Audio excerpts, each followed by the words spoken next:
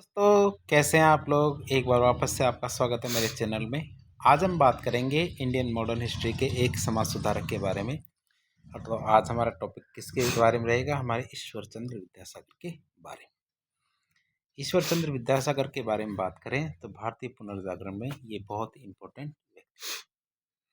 वैसे बहुत सारे लोग थे, लेकिन इनमें खासकर व्यक्ति कौन थे? हमारे ईश्वर चंद्र विद्यासागर। जन्म की बात करें तो 1820 में उनका जन्म हुआ, 26 सितंबर 1820 को। 1839 में उन्होंने कानून की परीक्षा पास की। 41 में फोर्ट विलियम कॉलेज है, उसमें संस्कृत विभाग के प्रमुख के रूप में या हेड के रूप में उनको नियुक्त किया गया। 1846 में कलकत्ता संस्कृत कॉलेज में सहायक सचिव के रूप में उनको नियुक्त किया गया। 1849 में उन्होंने संस्कृत कॉलेज में संस्कृत के प्रोफेसर के रूप में प्रमोट हुए या फिर उनको प्रमोशन मिला। 1851 में संस्कृत कॉलेज के प्राचार्य या लेक्चरर बने। 1856 में उन्होंने विधवा पुनर्विवाह अधिनियम का प्रस्ताव रखा। 1866 में विद्यासागर ने बहुविवाह के खिलाफ एक नई याचिका दायर की और 1893 में 29 जुलाई 1893 में उन्होंने अंतिम सांस ली। तो ये हमारी उनका ब्रीफ हिस्ट्री थी। उनकी डिटेल में पृष्ठभूमि की बात करें तो 1820 में ईश्वर चंद्र बंदोपाध्याय का जन्म हुगली जिले के बीरसिंह गांव में एक बंगाली हिंदू ब्राह्मण परिवार में इनका जन्म होता है। इनके पिता का नाम ठाकुरदास बंदोपाध्याय और माता का नाम भगवती देवी था। क्या था? इनके पिताजी का नाम ठाकुरदास बंदोपाध्याय और माता का नाम क्या था? भगवती देवी। चूंकि इनका परिवार बहुत ज़्यादा गरीब था, इसलिए वह उन सुविधाओं को वहन नहीं कर सकते थे जो आर्थिक रूप से व्यवहार्य रूप में अपना अध्ययन पूरे करने की अनुमति देती थी। अर्थात वह उतनी सुविधाएं नहीं प्राप्त कर पाए जितनी एक नॉर्मल व्यक्ति को मिलती। उन्हें बहुत सारी चुनौतियां मिली, लेकिन उन चुनौतियों के बावजूद उन्होंने अपनी सभी शैक्षणिक परीक्षाओं में उत्कृष्ट प्रदर्शन किया। परिणाम स्वरूप उन्हें कई सारी छात्रवृत्तियां मिली, क्योंकि सभी को पता है जो मेधावी छात्र होते हैं उनको छात्रवृत्तियां या सहयोग काफ़ी जगह से मिल ही जाता है। गांव के जो स्कूल है उनमें पढ़ने के बाद आगे की पढ़ाई करने के लिए वो बाहर चले गए और उन्होंने क्या की? पार्ट टाइम टीचिंग की। अर्थात बाकी समय में वो बच्चों को पढ़ाया करते थे। उनके जीवन की बात करें तो गांव का स्कूल पूरा करने के बाद वो आगे पढ़ाई करने के लिए पास के एक शहर में चले गए। 1939 में उन्होंने कानून की परीक्षा पास की। 1839 में उन्होंने क्या किया? कानून की परीक्षा पास करते हैं। फिर आगे की बात करें तो 1841 में उन्होंने कलकत्ता के संस्कृत कॉलेज से कई डिग्रियां हासिल की। जो कलकत्ता का संस्कृत कॉलेज है वहाँ से उन्होंने कई डिग्रियां हासिल की। ये संस्कृत व्याकरण, साहित्य, द्वंद्वात्मकता, वेदांत, स्मृति, खगोल, इन सब के अंदर पारंगत थे। उन्होंने 5 साल तक फोर्ट विलियम कॉलेज में एक संस्कृत पंडित के रूप में काम किया और एक छात्र के रूप में उनकी शिक्षा के लिए समान पहचान उन्होंने अर्जित की। साथ ही साथ वो पढ़ते भी रहे, साथ ही साथ वो पढ़ाते भी रहे और एक पंडित के रूप में भी काम किया। ईश्वर चंद्र ने कलकत्ता संस्कृत कॉलेज में प्रवेश लिया, जहां उन्होंने 1846 में 5 साल के बाद उनके सहायक सचिव के रूप में अपनी डिप्लोमा हासिल किया। और डिप्लोमा उन्होंने किस रूप में हासिल किया? संस्कृत में। हालांकि उस समय क्या बहुत सुखद नहीं था वो उनका समय। क्यों? क्योंकि वह विवादों और असहमति से भरा हुआ था। अब इसकी बात करें हम तो जो हमारा संस्कृत कलकत्ता संस्कृत कॉलेज है, इनके सभी कर्मचारी उन्हें प्यार करते थे, उनकी प्रशंसा करते थे। उन्होंने ईश्वर चंद्र के द्वारा कॉलेज में चलने के तरीके में किए गए जो बदलाव थे उनको अस्वीकार कर दिया। ईश्वर चंद्र संस्कृत कॉलेज के जो सचिव है रसोमय दत्ता, उनके द्वारा प्रस्तावित शैक्षणिक सुधार को लेकर वो उनसे भिड़ भी गए थे।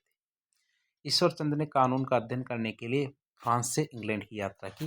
फ्रांस गए, फिर फ्रांस से इंग्लैंड गए और यात्रा में उन्होंने एक सम्मानित बंगाली कवि माइकल मधुसूदन दत्ता की सहायता की थी।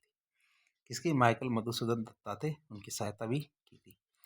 माइकल मधुसूदन दत्ता ने ईश्वर चंद्र को उद्धृत किया कि एक प्राचीन ऋषि की प्रतिभा और ज्ञान, एक अंग्रेज की ऊर्जा और बंगाली माँ का दिल, अर्थात ये सब किसके अंदर है? हमारे ईश्वर चंद्र विद्यासागर।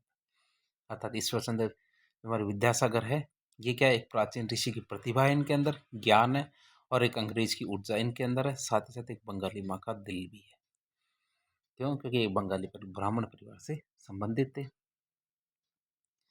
बंगाल पुनर्जागरण के संस्थापक व्यक्तियों में से ईश्वर चंद्र विद्यासागर एक थे। दूसरे शब्द में कहें तो राजा राम मोहन राय के सुधारों को आगे किसने बढ़ाया? ये हमारे ईश्वर चंद्र विद्यासागर ने बढ़ाया था। विद्यासागर एक प्रसिद्ध लेखक थे, चतुर विचारक थे, उनसे बढ़ के मानवता के प्रति वो एक समर्थक व्यक्ति भी थे। उन्होंने बंगाल की शिक्षा प्रणाली में बहुत अधिक परिवर्तन किया। विद्यासागर ने बंगाली भाषा में सुधार किया और समाज के निम्न वर्ग के लिए अपने काम मतलब वर्णों परिचय मतलब पत्र का परिचय समझने में योग्य बनाया। लगभग सभी विषयों में उनके विशेष ज्ञान के लिए उन्हें विद्यासागर की उपाधि मिली थी, अर्थात बहुत सारे विषय थे जिनके बारे में उनको ज्ञान था। विद्यासागर का मतलब होता है ज्ञान का सागर। अब बात करेंगे हम ईश्वर चंद्र विद्यासागर के योगदान के बारे में। ईश्वर चंद्र विद्यासागर भारत के महानतम समाज सुधारक थे। उन्होंने दर्शन और शिक्षा के क्षेत्र में समान रूप से योगदान दिया। उन्होंने शिक्षा की वकालत की कि सभी को शिक्षा मिलनी चाहिए, खास करके इनको लड़कियों। उन्होंने 19वीं शताब्दी की शुरुआत में लड़कियों के लिए बहुत सारे स्कूल खोले। परिणाम स्वरूप उन्होंने निचली जाति के सदस्यों को संस्कृत कॉलेज की सुविधाओं का उपयोग करने की अनुमति दी कि जो निचली जाति के लोग हैं वे भी संस्कृत कॉलेज की सुविधाएं ले सके। उन्होंने 1856 को विधवा पुनर्विवाह अधिनियम की वकालत की और इस मुद्दे पर विशेष रूप से वो काफ़ी ज़्यादा बोलते थे। इसके अलावा उन्होंने बंगाली प्रोटोटाइप को 12 स्वरों और 40 व्यंजनों के साथ एक वर्णमाला में बदल दिया। अर्थात जो बंगाली प्रोटोटाइप था वो प्रोटोटाइप का टाइपोग्राफी थी इसको 12 स्वर और 40 व्यंजनों के साथ एक वर्णमाला बनाई। अब ईश्वर चंद्र विद्यासागर के यदि योगदानों को हम देखें तो उनके योगदान क्या क्या थे, तो योगदानों को देखें तो सबसे पहले हम बात करेंगे शिक्षा में उनका क्या योगदान था। विद्यासागर को पुरानी जो शैक्षिक प्रणाली थी उसको पूरी तरह बदलने का श्रेय जाता है, अर्थात पहले से जो शिक्षा प्रणाली चलती आ रही थी उसको बदलने में उनका बहुत बड़ा योगदान था। जब वे संस्कृत कॉलेज में थे तब उन्होंने शिक्षा प्रणाली में नई अवधारणाओं को परिचय दिया, अर्थात नई अवधारणा डालने की कोशिश की। उन्होंने संस्कृत कॉलेज में संस्कृत के अलावा अंग्रेजी और बंगाली शिक्षा को बढ़ावा दिया। संस्कृत कॉलेज में संस्कृत के अलावा अंग्रेजी भी पढ़ानी शुरू की और साथ ही बंगाली को भी बढ़ावा दिया। वैदिक शास्त्रों और प्राचीन पारंपरिक शिक्षा के साथ साथ उन्होंने यूरोपीय इतिहास, दर्शन और विज्ञान की कक्षाओं को भी पढ़ाया अपने कॉलेज के अंदर। उन्होंने लोगों से विभिन्न विषयों को आगे बढ़ाने का आग्रह किया ताकि वो दुनिया के सर्वश्रेष्ठ से लाभान्वित हो सके। उन्होंने संस्कृत कॉलेज में जो प्रवेश के जो नियम है उनमें भी बदलाव किया, जिससे जो गैर ब्राह्मण छात्रों के लिए प्रसिद्ध संस्कृत कॉलेज में दाखिला लेना आसान हो गया। तो वो देखें उन्होंने जो संस्कृत कॉलेज में प्रवेश के नियम थे पहले केवल ब्राह्मणों के लिए, उच्च वर्ग के लोगों के लिए था, लेकिन उन्होंने उनमें बदलाव किया ताकि जो गैर ब्राह्मण छात्र हैं वो भी इस कॉलेज में दाखिला ले सके। उन्होंने कई किताबें लिखी जैसे उपक्रमणिका, व्याकरण कौमुदी, ये उनकी जो सबसे प्रसिद्ध किताबें थी। अब आपको लगेगा व्याकरण कौमुदी ये कैसा नाम हुआ, व्याकरण क्यों नहीं कहते इसको, क्यों? क्योंकि ये बंगाली भाषा के शब्द है। कौन से शब्द? व्याकरण को व्याकरण कहेंगे बंगाली के अंदर, उपक्रमणिका तो उपक्रामणिका कहेंगे बंगाली के अंदर। अब जो ये पुस्तकें थी उनमें उन्होंने जटिल संस्कृत का व्याकरण आसानी से समझाने के लिए बांग्ला भाषा में इनका अनुवाद किया। कलकत्ता में पहली बार उन्होंने प्रवेश शुल्क और ट्यूशन की कीमतों के विचार की अवधारणा की। उन्होंने प्रशिक्षकों को प्रशिक्षित करने और शिक्षण विधियों में निरंतरता सुनिश्चित करने के लिए नॉर्मल स्कूलों की स्थापना की थी। अब बात करेंगे विधवा पुनर्विवाह के लिए उनके योगदान के बारे में। तो उनके सामाजिक सुधार के प्रयास महिलाओं को सशक्त बनाने पर बहुत ज़्यादा केंद्रित थे। उन्होंने बाल विवाह को समाप्त करने और विधवा पुनर्विवाह को बढ़ावा देने के लिए अपना पूरा जीवन समर्पित कर दिया। उन्होंने विधवा विवाह का पुनर्विवाह था इसका समर्थन करने के लिए प्राचीन टिप्पणियों और शास्त्रों का उपयोग किया और राजा राम मोहन राय की जैसे महान समाज सुधारकों की परंपरा को उन्होंने जारी रखा। जैसे कि हमारे राजा राम मोहन राय ने सती के उन्मूलन के लिए बहुत ज़्यादा कार्य किया, तो हमारे ईश्वर चंद्र विद्यासागर ने विधवा पुनर्विवाह के लिए बहुत सारा कार्य किया। विधवाओं के शोषण पर विद्यासागर ने दो खंडों ने राज्य के महत्वपूर्ण सामाजिक परिवर्तनों की नींव रखी। तो 10 साल की उम्र में लड़कियों की शादी की जो प्रथा है इसका समर्थन करने वाले धर्मशास्त्रों की उनकी कड़ी आलोचना की, जिन्होंने सामाजिक, नैतिक और स्वच्छता संबंधित चिंताओं का हवाला भी दिया था। उन्होंने ये भी बताया जो स्मृति साहित्य है इसके पूरे शरीर ने विधवाओं को पुनर्विवाह से मना किया, अर्थात यदि आप स्मृति के साहित्य में देखें तो कहीं भी ये नहीं लिखा हो विधवाओं को पुनर्विवाह नहीं होना चाहिए। तो इस तरह उन्होंने शास्त्रों का और जो वेदों का और जो स्मृतियाँ इनका प्रयोग किया विधवा विवाह को सच्चा साबित करने के लिए। विधवा पुनर्विवाह पर विद्यासागर के प्रारंभिक बंगाली प्रवचने से हिंदू समाज बहुत ज़्यादा आंदोलित हो गया। इस तरह उन्होंने 3000 प्रतियों का एक पुनर्मुद्रण सप्ताह के बाद भी टिक नहीं पाए, जिसमें 2000 प्रतियां बिक गई। मतलब एक सप्ताह भी टिक नहीं पाए जो उन्होंने छापा था। 2000 प्रतियां तो एक झटके में ही बिक गए। उस समय किसी किताब ने इतनी प्रतियां नहीं बेची थी जितनी किताब इन्होंने बेची थी। तो उनकी जो पत्रिका थी वो भी काफ़ी ज़्यादा बिकी थी। विद्यासागर ने 14 अक्टूबर 1855 को भारत सरकार से याचिका दायर की और हिंदू विधवाओं के विवाह में सभी बाधाओं को दूर करने के लिए कानून बनाने का विचार सामने रखा। ऐसे सभी विवाहों के मुद्दे को जल्द से जल्द वैध घोषित करने की उन्होंने अपील की। यदि ऐसा कोई विवाह होता है तो आप जल्दी जल्दी ऐसे विवाह को वैध घोषित करें। विद्यासागर से प्रेरित होकर कुछ इतिहास साहित्यकारों ने बंगाल और विदेशों में विधवा पुनर्विवाह को बढ़ावा देने वाले नाटकों का निर्माण किया। बात करें इसकी हिंदू विधवा पुनर्विवाह अधिनियम, जिसे अधिनियम नंबर 15 भी कहते हैं, या धारा नंबर 15 भी कहते हैं, 16 जुलाई 1856 को पारित हो गए। ज्योतिबा फुले जो 1864 में एक सारस्वत ब्राह्मण विधवा को पुनर्विवाह करने के लिए मनाने में सफल रही। विद्यासागर द्वारा विधवा पुनर्विवाह पर पुस्तक का अनुवाद 1866 में विष्णु शास्त्री पंडित द्वारा मराठी में किया। अब बहुविवाह के लिए उन्होंने एक अभियान चलाया था। किसके? बहुविवाह पर।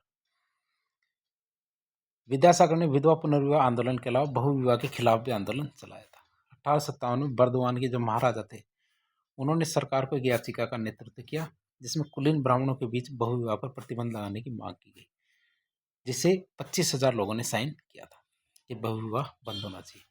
सिपाहियों के विद्रोह ने इस याचिका पर कार्रवाई को स्थगित करने के लिए मजबूर किया, लेकिन विद्यासागर ने 1866 में एक नई याचिका पेश की जिस पर उस समय 21,000 लोगों के साइन थे। प्रसिद्ध तर्कवादी विद्यासागर ने 1870 के दशक में बहुविवाह की 2 आलोचनाएं की। उन्होंने सरकार से तर्क दिया, चूंकि बहुविवाह को पवित्र ग्रंथों ने भी स्वीकार नहीं किया, इसलिए कानून बना के इसे समाप्त करने में कोई आपत्ति नहीं होनी चाहिए। अर्थात जो हमारे पवित्र ग्रंथ है वो भी इस चीज़ के लिए मना करते हैं कि बहुविवाह नहीं होना चाहिए।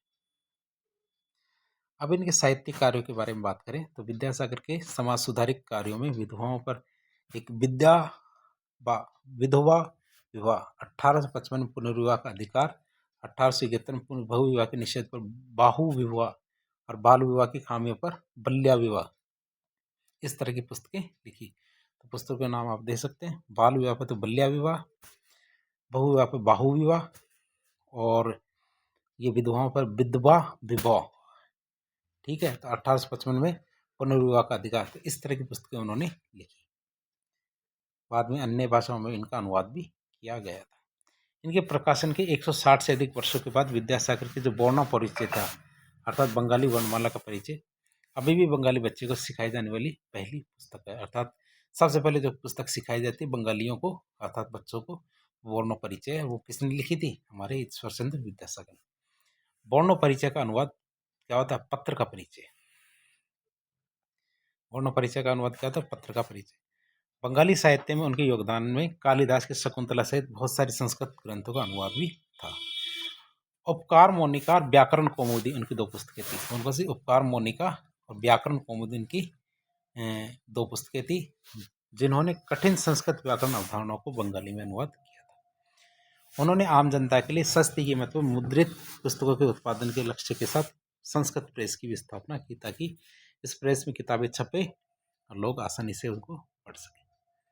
उन्होंने रविवार की अवधारणा को साप्ताहिक अवकाश के रूप में और मई और जून के महीनों को गर्मी की छुट्टी के रूप में पेश किया, कि मई जून में क्या बच्चों की छुट्टी आनी चाहिए, गर्मी की छुट्टियाँ। साथ ही साथ उन्होंने रविवार की अवधारणा को हफ्ते के अंदर जो छुट्टी आती है तो रविवार के दिन वो आनी चाहिए। तो आप देख सकते हैं कि किस समय लगभग 250 साल पहले ईश्वरचंद्र विद्यासागर ने अवधारणा पेश कर दी थी कि सप्ताह में रविवार के दिन ही छुट्टी आनी चाहिए, बाकी किसी दिन नहीं। तो आप देख सकते हैं उस समय की बात। बंगाली वर्णमाला के पुनर्निर्माण का श्रेय उन्हें जाता है। उन्होंने संस्कृत स्वरों को समाप्त किया और बंगाली टाइपोग्राफी को 12 स्वरों और 40 व्यंजनों में सरल बना दिया। उन्होंने पूरे इतिहास में कई प्रसिद्ध लोगों की जीवनियाँ ली और या फिर नोट्स लिखे, ताकि आने वाली पीढ़ियों को धीरज कठिन प्रयास, ईमानदारी, धैर्य, दृढ़ता, साहस, दृढ़ संकल्प, जीवन दर्शन के बहुत सारे उदाहरणों से उनको प्रेरित किया जा सके, इसलिए उन्होंने उनके बारे में नोट्स लिखे। अब निष्कर्ष रूप में उनके जीवन को देखें हम, तो ईश्वर चंद्र विद्यासागर का 70 साल की आयु में 29 जुलाई 1891 को निधन हो गया। उनकी अपार उदारता और दया के कारण उन्हें दया सागर कहने लगे, मतलब दया के सागर है। विद्यासागर एक प्रसिद्ध लेखक, विचारक होने के साथ साथ मानव जाति के प्रबल समर्थक थे। यहाँ तक कि उस समय के जो ब्रिटिश अधिकारी थे, उनके प्रयासों के कारण उनका सम्मान करते थे। जब उनकी मृत्यु हुई तो हमारे रविंद्रनाथ टैगोर जी ने कहा, किसी को आश्चर्य होता है कि भगवान ने 40 मिलियन बंगालियों को पैदा करने की प्रक्रिया में एक आदमी कैसे बना दिया। अर्थात 40 मिलियन या 4 करोड़ बंगाली पैदा हुए, लेकिन उनमें से केवल आदमी एक ही था, हमारे ईश्वर चंद्र विद्यासागर। और ये किसने कहा? हमारे रविंद्रनाथ टैगोर ने। तो ये देख सकते हैं कि इसमें हमारे जो बंगाली लोग हैं, हिंदू लोग हैं, वे तो इनका प्रशंसा करते करते थे, साथ ही साथ हम इनकी प्रशंसा अंग्रेज और हमारे विदेशी लोग भी करते थे। तो इस तरह हमारे समाज सुधारक के एक पहलू का हमने जाना। इस प्रकार के इन्फॉर्मेटिव वीडियो देखने के लिए हमारे चैनल से जुड़े। वीडियो यदि पसंद आता तो वीडियो को लाइक करें, चैनल को सब्सक्राइब करें, अपने दोस्तों के साथ शेयर करें।